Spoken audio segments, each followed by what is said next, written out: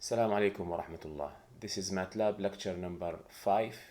In this lecture, we will discuss how to write a user-defined functions. As we know, we have many built-in functions in Matlab can be used to solve problems.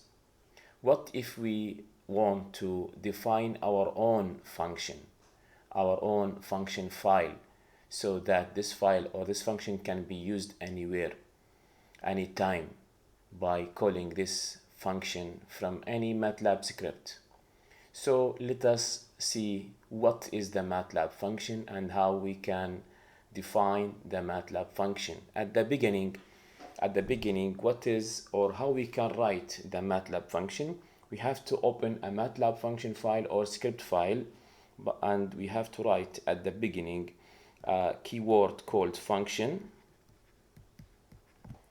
As you see, then we have to decide how many parameters represent the outputs, equal function name.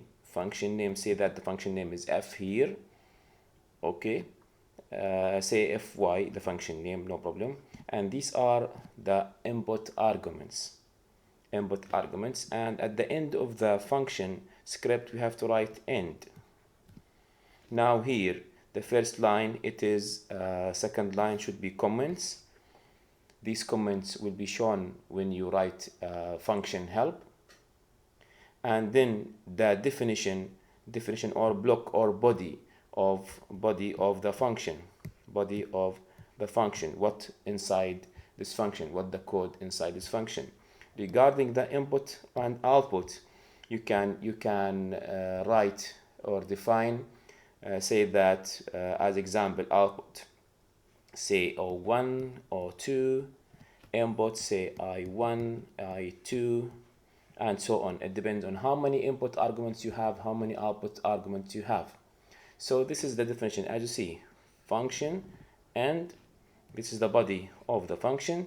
These are the help comments, and as you see, this is the keyword function followed by these brackets, square brackets. O1, it is output number 1, O2 output number 2, equal fy, it is the function name, then circular brackets, we have I1, I2, they are the input arguments. It should not be 1 or 2, it depends on the problem. So it could be for the outputs, maybe no output, maybe 1 output, maybe 2, maybe 3, maybe 5, it depends. And regarding input arguments, same. It could be no input arguments, it could be 1, it could be 2, it could be 3, any number. It depends on what you have. It depends on the problem you are, what the problem you are solving. Regarding the body, at the end of the body, you have to write, or during the body or the code for the function, you have to define the O1 and the O2 should be known at the end of running this file. This is how we can, or the syntax of the function. Now let me go and see the class works directly and see what we can do. In this classwork, or in this exercise number 1, it says that write a program to determine the change in surface area of the rectangle plate due to temperature changes delta T as the following. We know that mathematically or physically that delta A equal A final minus A initial. A initial, it's the length multiplied by the height or the width, and the final, it will be the L plus delta L multiplied by H plus delta H. So delta L and delta H should be known, and we have to follow the instructions. So let us start writing script. At the beginning, CLC, as I'm telling you always, clear and close all. Next step, ask user to enter T1 and T2. User may enter the temperature in Fahrenheit or Celsius. So use switch statement to run the proper code. Okay, so we have to ask user, do you want temperature to be in Celsius or Fahrenheit? So how we can ask user? We have to say that selection, okay, selection or s, it's just a variable s. Say that s equal input. We have to input a message for user. This message is please enter t. Say that t1 and t2 system or units. Okay, and we can go to next line. We can say that 1 for Celsius. Okay, next line as example. Next line you can say that 2 for Fahrenheit, and then go to next line again. At the end, semicolon. I don't want to see the results on the command window. Next step, the user will read the message. The user will read the message and then enter the selection. Here we have space, here we have space, it's okay. Then we have to ask user, upon that we have to ask user t1, say t1 equal input,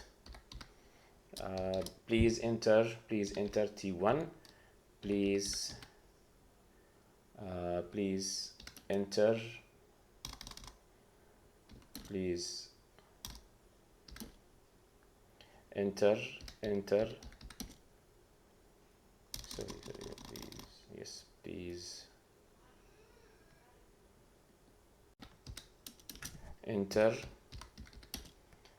t1. Okay, then go to next line, and I will repeat the same code for next temperature, t2 or t final. Control C, Control V, and just change t2 here and t2 here. Once the user enter t1 and t2, I have them. Ask user to enter t1 and t2. Okay, now we will have to run switch statement. So switch statement, switch on the value of s. This is the end of the switch. Now in case that the temperature in Celsius, say that the value of s case, the value of s equal to 1, what I will do, and in case that the value equal to 2, what I will do. This is inside the case statement. Now if the temperature it is in Celsius, don't do anything here, just keep the temperature as it is. So no need to say that, no need to do anything for case number 1.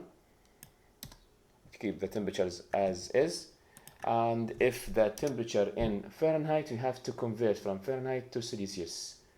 How we can convert from Fahrenheit to Celsius? We can choose F or C to F in Google and see the relation Celsius to Fahrenheit. Okay, say that it is, let me swap from Fahrenheit to Celsius. Say that 1 Fahrenheit. Convert, as you see, 1 Fahrenheit, it is minus 17.2, and this is the relation. Control C, take it, and let me go back to Matlab. Say that I'm imagining that if you don't know what is the value, you can search on Google. So we can write, if the user select number 2, that means the T1 and T2 in Fahrenheit, we have to say the following.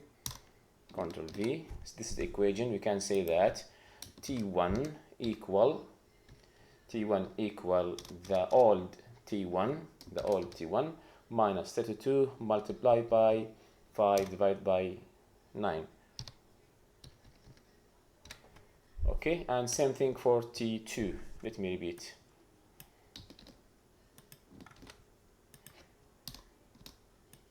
T2. Just it doesn't matter, but it's not 5 like this, better to just to be sure that it will be a float. In Matlab doesn't matter, in programming language it should be like this, but let me write like this: T1 T2 given now, or change or converted from Fahrenheit to Celsius. That's it. That's it. Now this switch case statement just to change the temperature from Fahrenheit to Celsius. Next step, once the Matlab finish this code and go to line number 11, we have to do the other things.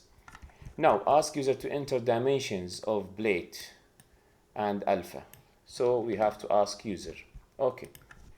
So we have dimensions here. We need L equal input. Okay, L equal input. We can copy the message, ask user to enter, say that enter dimension of the plate, say L. Then go to next line. And we will repeat the same thing for the H. For the H. So this is H also, and enter H here. And we have to ask about the alpha thermal expansion factor. Say that alpha AL, okay, equal, or anything. Alpha equal to same. I will copy the message. Okay, Control C, Control V, enter alpha value. Okay, say that it is AL. Go to next line later. Okay, so I have the value of L now, I have the value of H, I have the value of alpha. Call a user defined functions by passing the need parameter in order to compute and print out delta A. Print out the delta A. We have to call and print to calculate delta A. So where is this function? This function definition, change in X. And by the way, there is F to C to convert temperature. So I'm doing what now? I will solve the problem without functions. So how we can find the delta A? We can say that delta A equal to A final minus A initial. But the value of A final should be known, and the value of A initial should be known. Now, value of A initial equal to L times H. We know that the value of A final equal the L plus, say that DL multiplied by H plus delta H as example. Now say that this should be between two brackets and this one like this. So to run this equation we have to know the value of delta L and delta H. So we have to define delta L and delta H before. Delta L equal and delta H equal. Now the delta, as you see here in the question, delta in any length equal alpha times the length times delta T. So we have to write here, it is alpha AL times the length L times delta T. Delta T should be defined before. So let me write this one again, Control C, Control V, but change this one to alpha times H this time. So we need delta T. Let me calculate delta T before. So delta T equal T final, which is T2, minus T initial, which is T1. So we know the values of T's, T1 and T2. So delta T defined, AL, everything good now. Next step, we have to print or display, say that the value in delta A, we can say that display or f print f, it's up to you, f print f, I prefer this option, say delta A equal to, reserve a space for a float or double, it's up to you. Say that I wanted 5 minus 0.2 or without 5, keep it like this, 0.2 with 2 decimal places only after the dot. Then go to next line and outside comma, from where I will get this value, from the value of dA, if and it depends on the delta temperature. If delta T negative, the area will be negative because the area decreased. If the delta T positive, the delta area will be positive also. So as you see, this is how we can calculate, how we can run. Now let me run the program just to be sure everything is okay. run the program. We need select one for Celsius or 2, say that it is 1. Temperature number 1, it is 20, number 2, it's 40. So enter dimension, say 1 for L, 1 for H, alpha 0.5 as example. So I'll say delta area equal 80, equal 80. So my program, my code is running well now. Okay, let me write CLC. Now we want, instead of calculating everything by ourselves, we have to call two functions. I will see f to c and change in x. F to c to convert temperatures. So instead of writing T1 equal T2 equal here, I will cut these. I have to call a function. The function name is f to c. So f to c. This function should run. Say that, let me send temperature number 1 to this function and say that as example T1 equal f to c T1. Okay, and we can say that as example T2 equal f to c T2, like sine, like cosine function. If you remember, sine 30, sine 45, we are using the same sine function. Here f to c like the sine, just passing T1, it will calculate the equivalent value of T1 in Celsius and pass again to here, and so on, and assign it to T1, and so on. So we need the f to c function.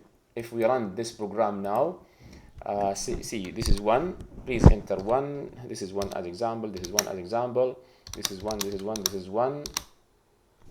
Actually it works because I have the f to c function here. I will show you. This, as you see, f to c function. I will delete this old function. Okay, now I will run the program again. See, this is 1, this is 1, this is 1, this is 1, this is 1, this is 1. It's working, but give us delta area equal to 0. Why it works? Because I entered 1 in Celsius. Now let me run and enter the option number 2. So we have to call the function f to c.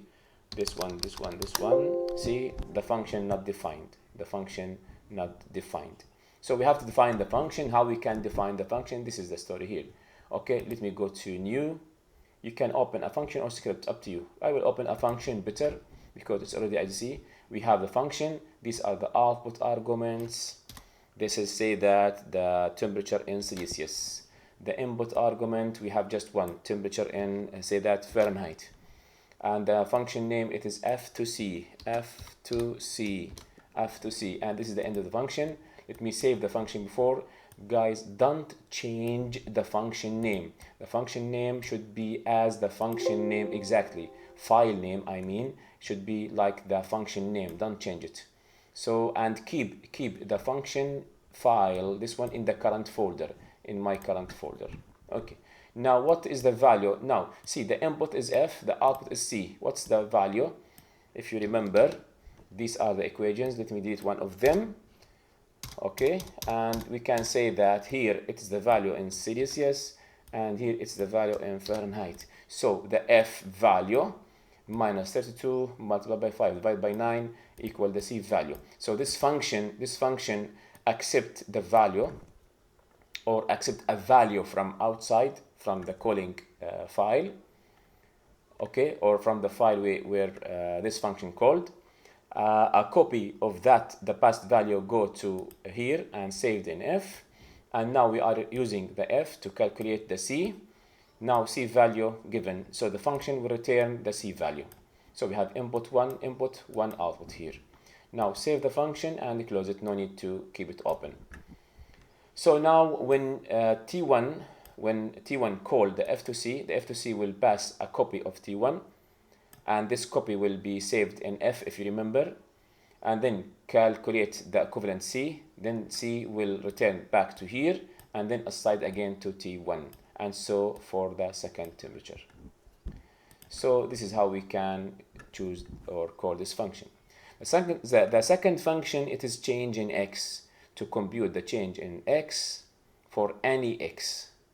Now obviously the purpose here, or the target we want to define or find the delta A. So again, to define the delta A, we need delta temperature, we need a initial, we need a final. As you see, in the area final, we need the delta L and we need the delta H. Now delta L, it should be given from this function change in x. So I will write here change in x, and I have to pass the value of what? Say that L. I will come back again and talk about this one. And regarding delta H here, same thing, change in x, like sine, like cosine, like the previous one, change in x, but right here H. Now what change in x? It's a function. Change in x, it's a function. So we have to go here and define this function using function. If you want to open script, never mind, but don't forget to write function, keyword, small letter, and these are the output, these are the output arguments here, equal the function name, this is the function name, and these are the input arguments, and then here end. Okay, in line number 7, and here we have to write comments like this, write something, talk about the function, and these things will be displayed when you put or write help change in x. So now, up to now, we need the value to calculate. We need, as you see, delta x equal alpha x delta t. We need the x. So let us say that it is x. To calculate x, we need say that delta x equal, we need alpha times the x itself times the delta t, delta t. Actually, delta t not accessible from here. If we, let me save this function change in x function, it's there. Okay, let me go back to the main program. As you see, change in x, if you remember, change in x, I will paste the code. Change in x here, it depends on, again, it needs the alpha x delta t. See, the alpha, it's here. It's a local variable belong to the function, to this file, accessible from this file only. H, same thing. H, it is local variable accessible in this file only. L, it is local variable accessible in this file only. T1 and T2, same thing, local variables accessible in this one. Even S, it's a local variable. Even AF, all of these variables defined here belong to this function, so accessible in this function or this file. If you go to here, delta t should be defined and alpha should be defined. So what we should do, I prefer to do the following, because delta x calculated in this function, I prefer to ask user about the alpha inside the function. It could be here, it's okay. If it should be here in this main function, keep it. But in this case, you have to say that I will pass also the alpha. So let me do it like this: pass the alpha like this. It is al.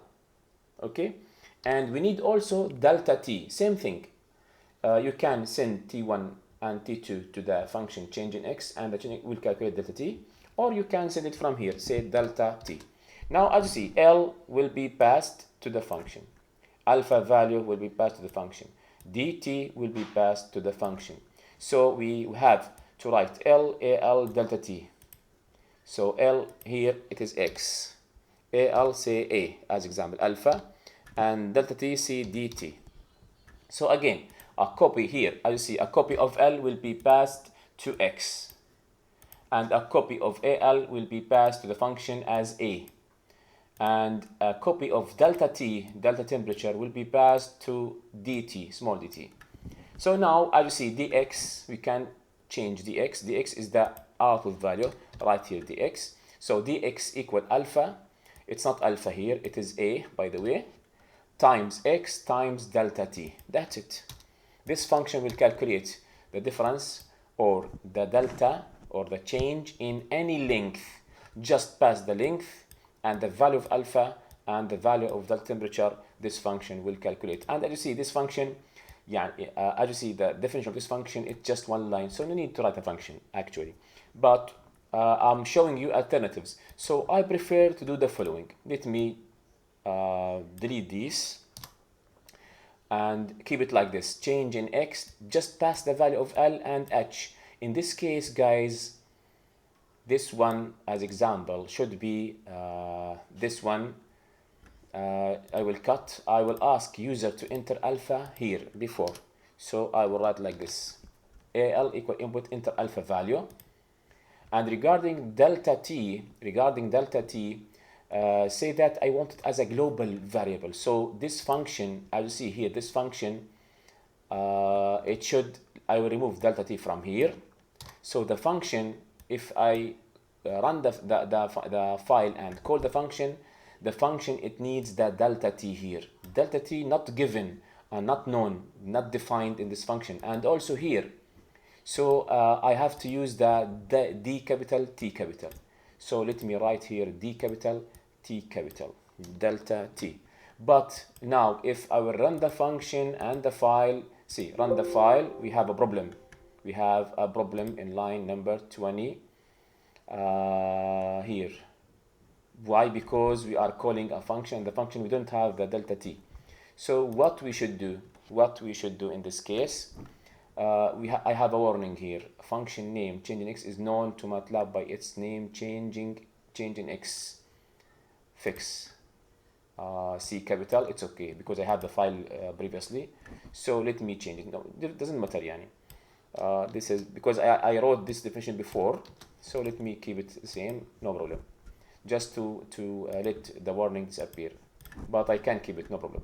Now AL here, the value of assigned value AL might be used. Actually say A instead of AL because this is the local function. Now again, let me go back to here, save, run again, same error. There is a problem in the delta T. This delta T, it is a local variable defined in the function. And this delta T, it's a local variable defining in this file. So they are totally different. Individual local variables. The first one here saved in the memory of this file. The second one saved in this file memory. So how can I let the change in x function access the main, the dt? Just write here global. We can write here global, keyword global, dt equal t, and so on. It's a usage invalid. So let me define it before, not here, and not like the other language. Let me write here global, say that t delta t. As you see now, it become in blue. That means it is defined, and see the change, the color of this variable change now because it's global. Again, we have to go back to here in the function and write same global delta t. I have a problem in the keyboard, sorry for that.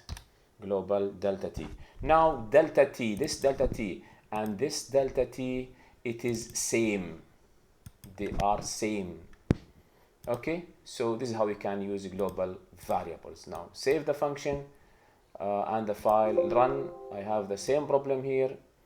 Okay, it could be another problem also. Let me run the program again and see file, invalid expression when calling a function or indexing a variable, use parentheses. Where is it? In line number 21. In line number 21, use parentheses. So here, yes, this is the problem. Here and here, it's L plus this one,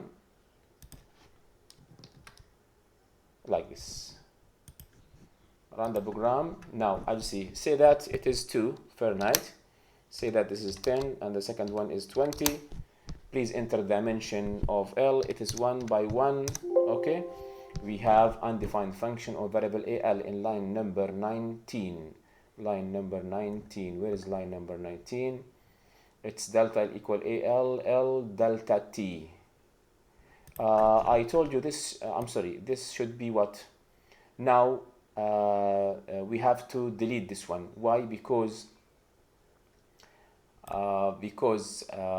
we already say that L plus change in L. h plus change in L and h. So this one should be removed, and because we calculate it in the function.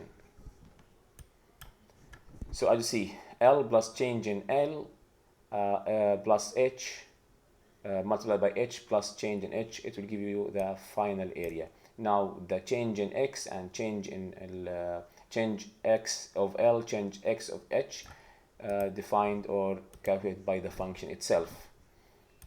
So this is our mistake. Again, this is 2, this is first temperature, this is second temperature, this is 1 by 1. Now see, enter alpha, say that 0.5, enter alpha again, 0.5, because I calculated or I called the function 2 times, and this is the delta area, 13.27. If you don't want to ask user again twice about the alpha, keep the alpha here. How can I keep the alpha here and make it global? Yes, it could be, say right here, a equal, let me go to the function, remove this line, cut this line, and come to here and write it to here, guys. Now keep the function as it is, it's accepting just one value. Remove alpha here from here, remove alpha from here, and let me go back to here, say that change in x and change in L, as you see, one value here. Now area, a equal to, by the way, it was a mistake here, we should remove this one before, but it's okay. Now as you see here, we can write global, let me write comma a, not working. So as you see, we have to write again, Control C, again here Control V, global A, and we can copy this code again, Control C, go to the function and write here global A. But using global variables, it is very dangerous. You should take care about it. I prefer to use local variables always. Okay, but if you want to make it like this, a global variable, keep it a global variable. Now run the program. See, this is 2, the first temperature is 10, 20, dimension say that it is 5 by 5, and the coefficient it is 0.5. This is the delta area. So as you see, this is the how we can solve it using a function, built-in function. Now as you see, this function, it is my function, user-defined function, and the definition, it's here. The file name F to C, it is here in the current folder, so I can use it in this exam, in this example, or in this question, or other program or other question. Next exercise, in the exercise number 2, it's a projectile, well-known problem from physics or mechanical subjects. Say that in this projectile, the ball will throw in a way that the initial velocity should be given v0, and the initial angle should be given theta, and it will go like this. Anytime we have to at certain time we can know how much the height in y direction and the travel distance in x direction, and so on.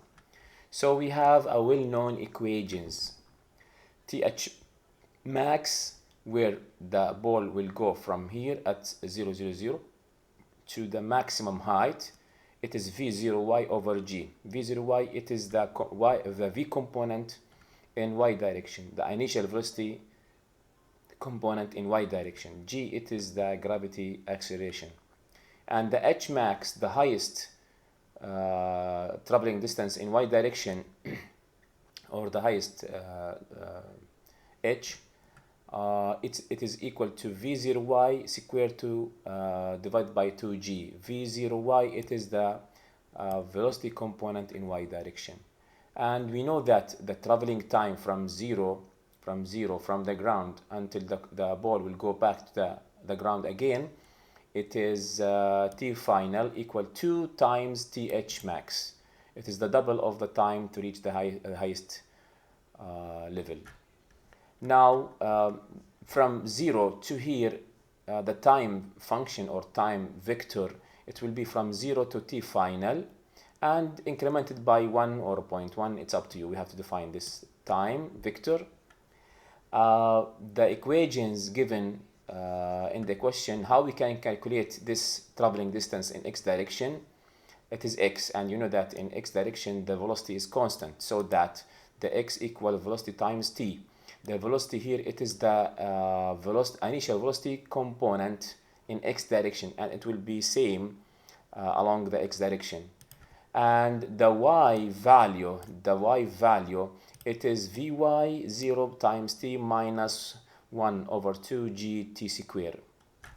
Now this is the problem, and these are the equations or background of the problem. In Matlab, we have to write a main program. Write a program that calls two user-defined functions. The first one, it is fcal. It will calculate the function of calculation, and fplot, the function to plot. These two functions should be used to calculate and plot the trajectory of a projectile that it fired at a velocity v0. So v0 should be given by user and theta should be given by user. Then run the program to obtain results for as example. All results should be printed out from the main program, not the functions. Okay. Now, what are the functions? We have fcal and fplot. The fcal calculates the trajectory of projectile. The inputs should be v0 and theta. The outputs should be hmax and dmax and t final. And the fplot, it will generate the trajectory plot in xy direction, or y versus x. So let me open a new file. Start by clc, clear, close, all, always. Next step, we have to ask user to enter the value of v0 and theta. So we can write VO or v0, it's up to you, equal input, please enter the initial velocity. Say that it is VO, then go to next line, and same thing for theta. We can write theta equal, or th, better, th equal. We can repeat the same code. So let me copy, paste.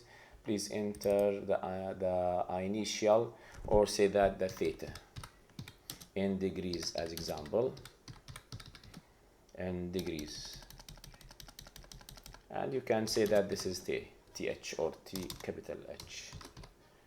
Okay, so the user will enter the value of v0 and th. Now we want to call the function fcal. Now the function fcal, it should calculate, it should accept three things, and it should calculate and return three things. So we have to write like this. Okay, semicolon. Now the function to work or to run or to calculate, it needs, as you see here, it needs the v0 and theta. So I will pass the value of v0 and the value of theta th. And then this function should return three values. It should return, as you see, hmax. So write hx or hmax, it doesn't matter, hmax, it's just a variable name. Okay, and it should be the maximum distance traveled in x direction, so dmax, and total time, tf or total, anything, tf, total, or flying time, say that flying time, say that f time, flying time. Okay, now a copy of v0 and a copy of th will pass to the function. So we have to define the function. Now we can go to find file or open new file, function. The name of the function fcal. Be sure that the same name here written, yes, fcal. Okay, input arguments, say that the first one, it should be v small, second one, it should be as example theta th small, or AB, doesn't matter, AB, just AB. Okay, remember that the value of V0, a copy of V0 will pass to A, and a copy of th will be passed to B. If you want just to distinguish what's A and what is B, and you want to keep it like this, V small, it's up to you. And here it's just theta T small, th small, it's up to you. But remember that V, it is not this V, and th, it is not this th. They are local variables. But a value of V0 passed to V, and a value of th passed to th small. So now we have the input arguments. What are the output arguments? Say that again. We can say that A, B, C, whatever. But let me say that I want H, D, and flying time, FT. Now we have to calculate the H. We have to calculate or define the D, and we have to calculate or define the T. TF. Now total flying time, it is 2 th max. It is 2 times th max. What is the value of th max? It is V0 y over g. It is V0 y over g. G value, it is 9.82.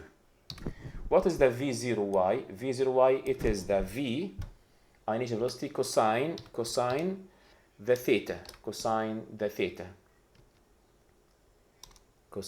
theta. How much the value of theta? It is th. That's it.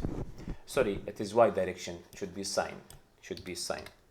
Now, because the th, if you remember in the main program, we said in degrees. So we know that the th, it's in degrees, the theta. So instead of converting th to degrees, just use the built-in function called sine d. It will calculate the sine for a degree angle, or angle in degrees. And this should be, star like this. So we know the total flying time now. It is 2 times V sine D of th divided by g. Now what about the h max? The h max, it is V0y square. So it is V0y square, this one. Control C. Squares, we can write like the following, Control V, and this should be to the power of 2. And it's just one value, keep it like this, no need to use the dot here. Divided by 2g, divided by 2g. So I prefer to say that 1 divided by 2 times 9.82 like this.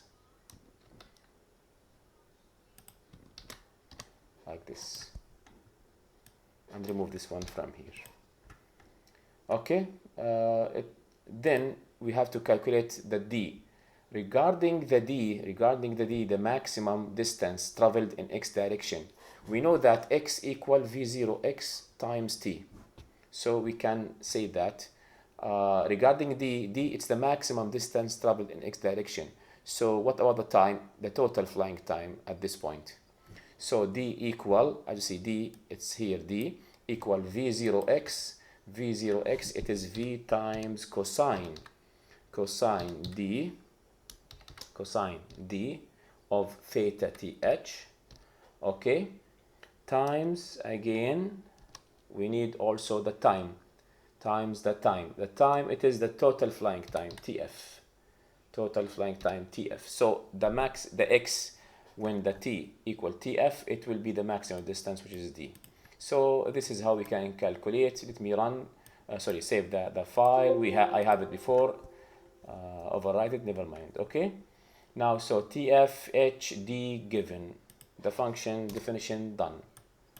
Let me go back again to here, save my file to anything.m. okay, let me run just to be sure that everything okay. Run the program. Initial velocity say 20, angle with 45. We have a mistake here, ft fcal. What is the problem? The problem here, tf equal to times, okay, this is okay, correct, and v, it's correct here. So where is the mistake here? Output argument ft, the output, okay, it's tf here, t total flying time. I wrote ft, tf, never mind. Run the program again. I should not run the function program, I should run the main program. Run the program again. This is 20, this is 45, done. I'll see here we have all of the variables calculated. It's okay, d max, ft, h max, th, and v0. Okay, now the first function done, the first function done, but we have to plot now to print the values. How much the value of h max, d max, total time, or f time, flying time. So we can use f print f, because the question says that we have to print them from the main, not from the function itself. So I will plot, or print, say that h max equal, reserve a space for a float, say that it is just with 2 decimal places, dot 2. Okay, then we can go to next line, it's up to you, and then we can write here, this is 1 space here, 1 space here. We can say that d max equal, reserve a space for a float, say that this with just 2 decimal places, then go to next line, 1 space. We can say that total flying time, or flying time,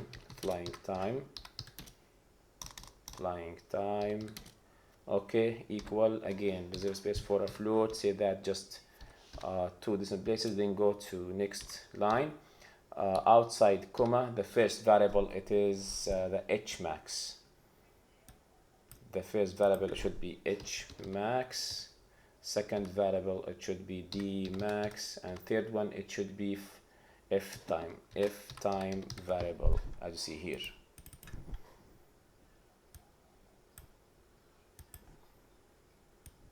Okay, like this, and see the result now. Run the program. This is 20, this is 45. I'm waiting. We have h max problem. Where is it? In line number 7. In line number 7, h max, I'm sorry for that, h max. Run the program again. Say that 10:45. It's okay. The highest maximum distance traveled in y direction, which is h max 245, and for d max it's 10, and flying time it is 1.14. Next step, we want to define the fplot function, or the plot function. So let me close this one again, open a new function, say the name of the function fplt. Regarding the output, this function should plot something. So there is no any return, no output from this function, no returns at all. And regarding the input function, the input arguments, I don't know, I will check now. We want to plot something. We want to plot the value of x and the value of y. The value of x and the value of y should be calculated before. So what is the x? What's the y? The x, the distance traveled in x direction at certain time, and y, same thing. So we have to define the time. So t equal should be from 0, incremented by 0.1 or 0.2, whatever, to the final time. What's the value of final time? Which is the total flying time, tf. Okay, semicolon. But the tf not defined. Remember that the tf, this tf defined in the program. It's local variable, as you see here, it's local variable, and even it's not defined here, it's defined in other function, by the way. So we have to find the tf. Okay, I will go back to this one later. So this is the time. Now we want to calculate x and calculate the y.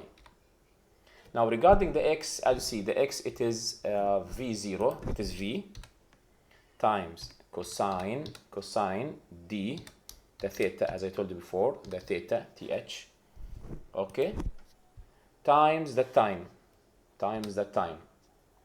vector.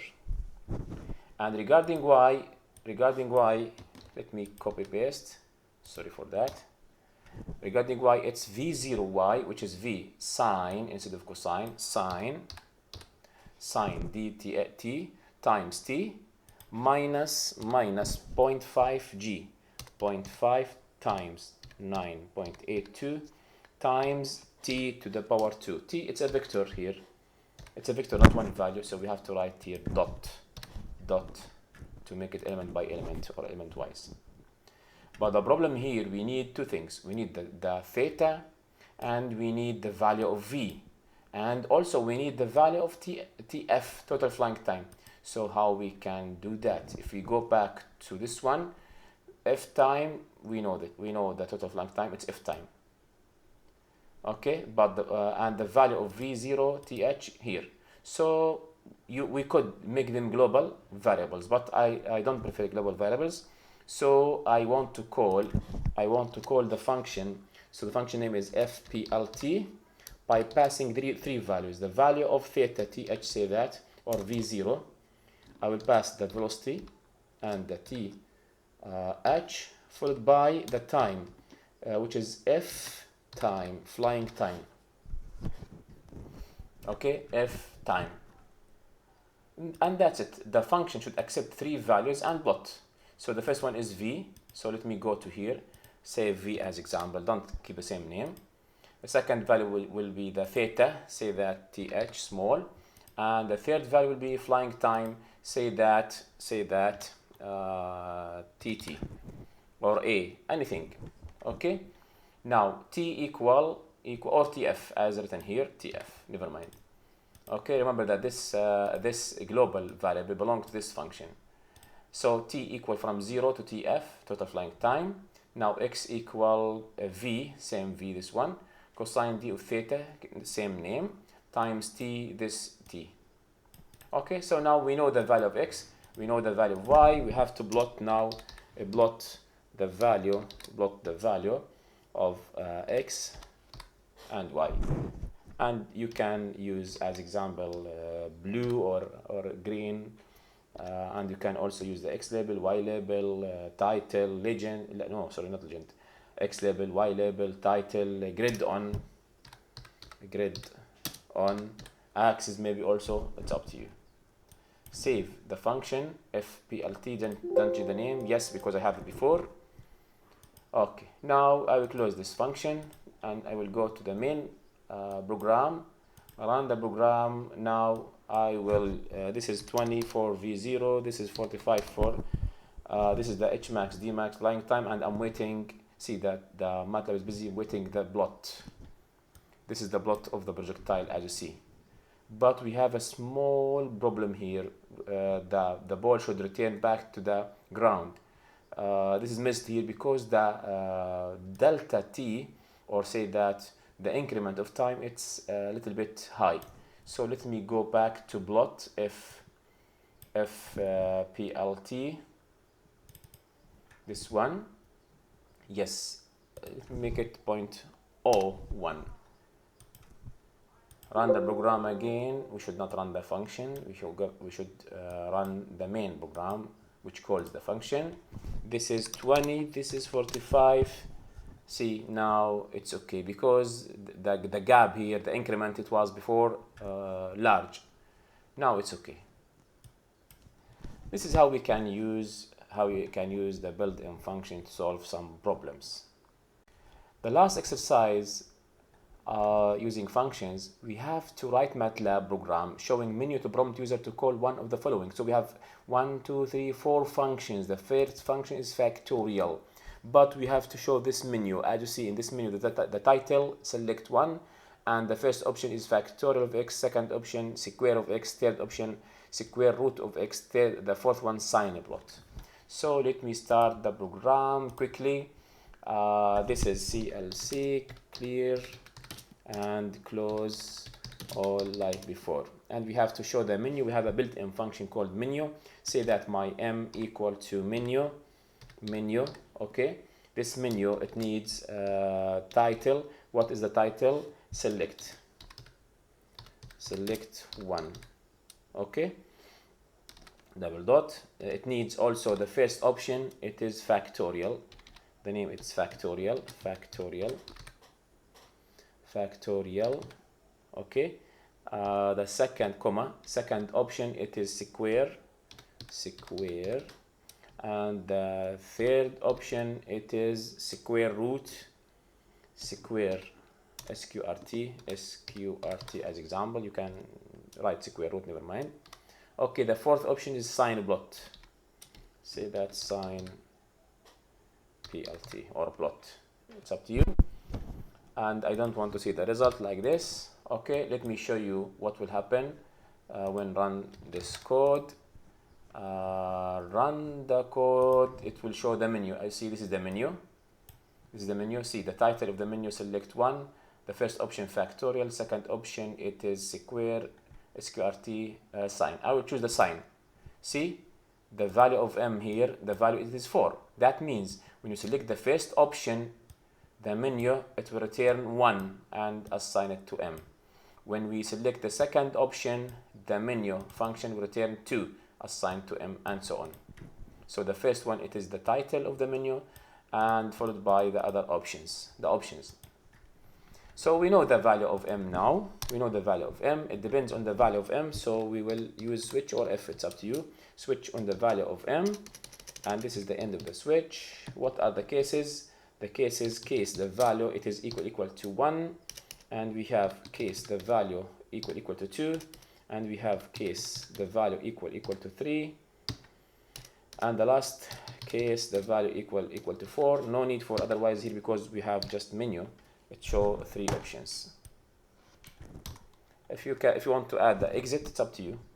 We can add an exit, but this is not infinite loop, so keep it like this. Okay, case number one, we want to call a function to calculate the factorial.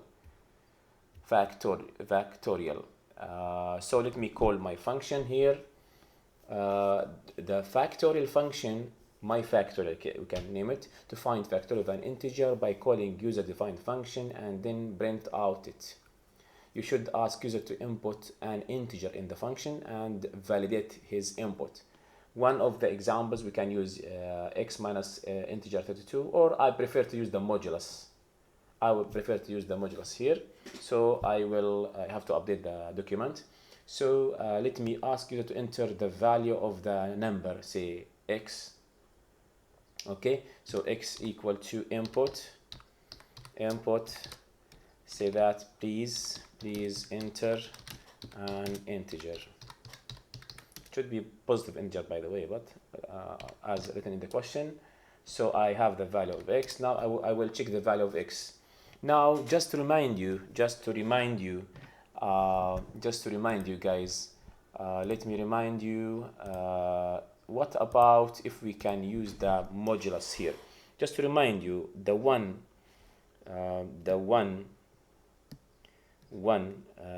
modulus to 1 equal 1, 2 modulus to 1 equal 0, and 1 modulus to 1, it is 0. 3 modulus to 1 equal what? Also 0. So for integers, as you see, for integers, the modulus of an integer to 1 equals 0. But in Matlab, 1.5 modulus to 1 equal 0.5, the remainder. 2.3 modulus to 1, it is 0.3. That means we can say that if as example, if the number x, okay, modulus, how we can use modulus in Matlab, by the way, just to remind you how we can write modulus in Matlab. If modulus the x value to 1 equal to 0, that means it is correct. But we have to check if it's not 0. We can write here the not. If it's not 0, we have to repeat or ask user to enter the value again. So let me go back to the Matlab here, and I prefer to use if, as I told you, if the modulus of this x to 1 not equal to 0, in this case, what should I do? We want to ask user again. But the problem of using if, this is by the way the end of the if, the problem of using if, it will check once. Imagine that the user will enter another number and the second number it's also not an integer. So we have to verify it again. So I prefer to use while here. While the modulus of x to 1 not equal to 0, ask user to enter the value again, but make the message more clear. Re-enter. As example, re-enter an integer. Okay. Re-enter a number, it should be integer maybe, or any message, never mind, it's okay. Now I will show you what will happen now. See, I will choose the factorial. This is 2.3, not an integer. 3.2, not an integer. 6.3, not an integer. 6, it's okay. And I prefer, guys, to see choose also or if the x value less than or equal, no, less than 0, if it's negative. If you want to work it, make it a good like this, because run the program. See, this is option number 1, factorial. This is -9. Please enter 9. It's okay.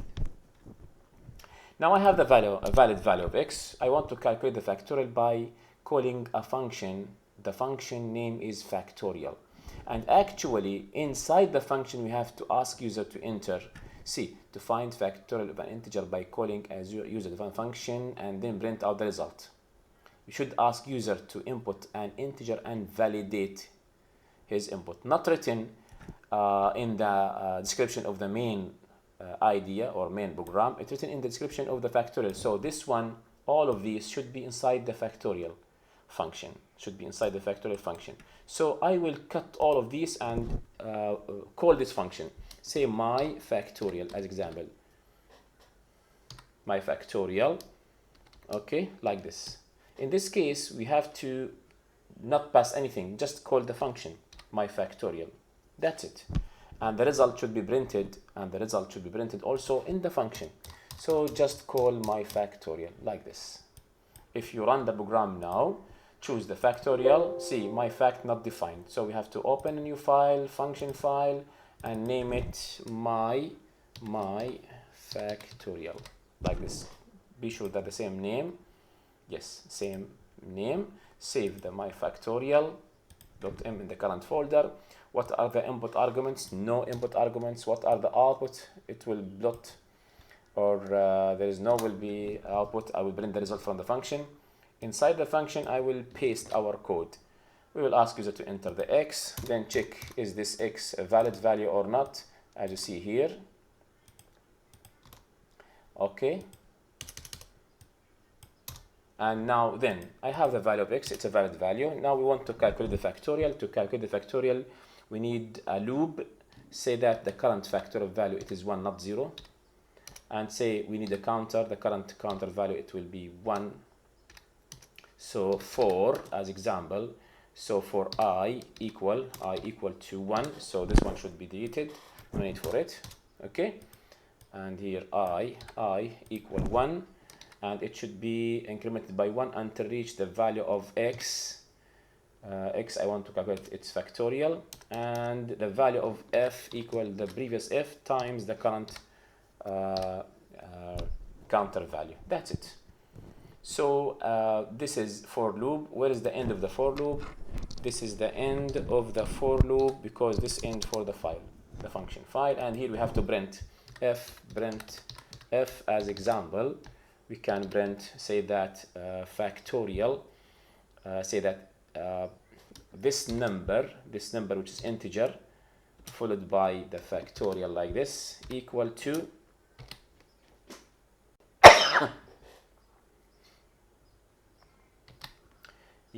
its value, which is another integer. Then go to next line. The first one is the value of x, and second value it is the f factorial value. Let me check the code. Don't run the my factorial, run the main program, run the program, call this factorial. Please enter an integer, say 5. See, 5 factorial equal 120. We finish this one. Next one, square. Same thing, we have to find and print out the square of any number given by user.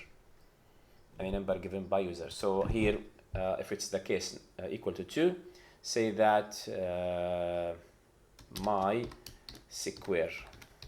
Okay, function name my square, same thing. I will not ask user to enter anything, so no passing parameter and no return. Everything should be done in the function. Save it like this and then go to a new function. The function, by mistake I did a script. Say function, the function name my square. Okay, there's no any input arguments here, no output arguments here, and regarding here we have to ask user to enter the number x. Say that I will go to my factor, keep it, never mind, x equal to input. I was trying to copy the previous code, but never mind, it's okay. Please enter any number. Okay, say that it is x, and then go to next line. I don't want to see the result in the command window. Next step, I have the value x, I have to calculate the square root, the square. Say that the square s equal to x to the power 2. That's it. And then we have to print message print f like this. I want to print say that this number which is the value of x, it's any number, should be float. Okay, to the power of 2 equal to this value, say that, then go to next line. The first value it should be x, second value it should be it's s, like this. Save the function, same function name, I have it before. Yes, never mind. It says that function name my square is known in Matlab as my square. No, don't, keep it like this. Run the program. Square, see this is 5, square of 525. If you want to get rid of these decimal places, go back to this my square and here write as example 0.2 and here write 0.2, like this. Next, square root. To find and print the square root of any non-zero positive number, you should ask you to enter the value and check it. Same story. Let me open. Before that, here we have to call the function my square, my root, my sqrot,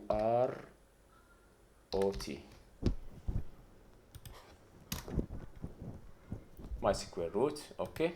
I will not call any function. I will not pass any value to function, and the function will not return anything. Just print everything from the function or inside the function. I will copy the name. I will go to new function, change the name. Okay, no input arguments, no output arguments at all. We have to ask user at the beginning about the value of x. So x equal input. Say that please enter any non-zero number. Okay, say that it is x, then go to next line and outside. I don't want to see it in the command window. Now I have the x. How can I calculate the square root? We can say that the result, or y, anything, are equal to the sqrt built-in function of x. But the problem here, the x should be verified. It is non-zero number. So what we should do, non-zero positive number. Sorry, non-zero positive number. Okay, we have to say that while, as I told you before, while the x it is less than or equal to 0, what I will do, this is the end of the while loop, ask user again to enter it again. Please re-enter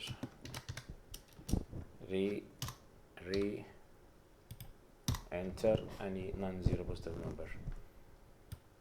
Okay, save the function and then go to the main program, run the main program, select the third option. I'll say please enter any non-zero positive number. Say that it is 0 again, -9. Now 9, it's okay. but the result not printed. Let me go back to here, and you have to print the result like this. F print F. We can say that the SQRT of this number, which is a float number. Okay, and again we can say that point 2, it is equal to this value, which is a float, again point 2 as example. Then go to next line, outside comma, from where I will get the first value from X, second value from its S, or the R result. We go back to function, run the function again. SQRT, this is 5, this is the value. The last function, it's a plot sign, to call a user defined function in order to plot the sign function within some period L to H. You should ask user to input L and H, and then example from -pi to pi, and then plot. So we have again case number 4, just plot function, say my plot. I will not enter any value, so no need to pass values from here. Inside the function, everything will be there. So I will open a new function. As you see here, the function is my plot. Don't write plot. My plot. Be sure that the first same name. Yes, my plot. No input arguments here. No output arguments here. The function should plot. So we have to ask L about L and ask about H. So L equal input to ask user to display a message and ask user to enter the value of L. Enter L, then go to next line.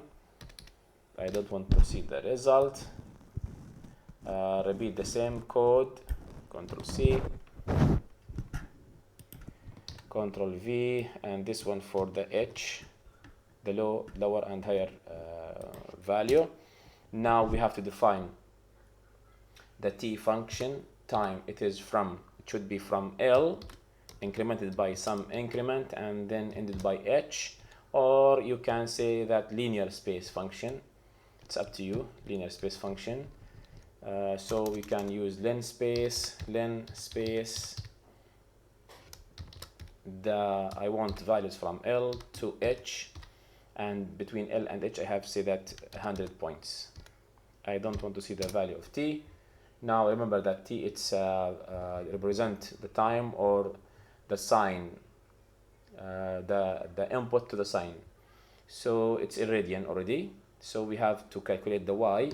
Say Y equal to say that sine, not sine D, because in radian of T, like this.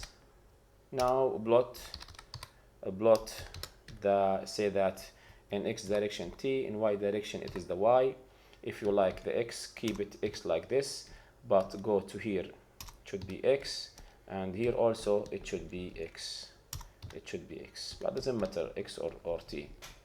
And here we have to, as example, grid on, keep the, you can write the label, X label, Y label, title, and everything. Now let me save this function. I have it before.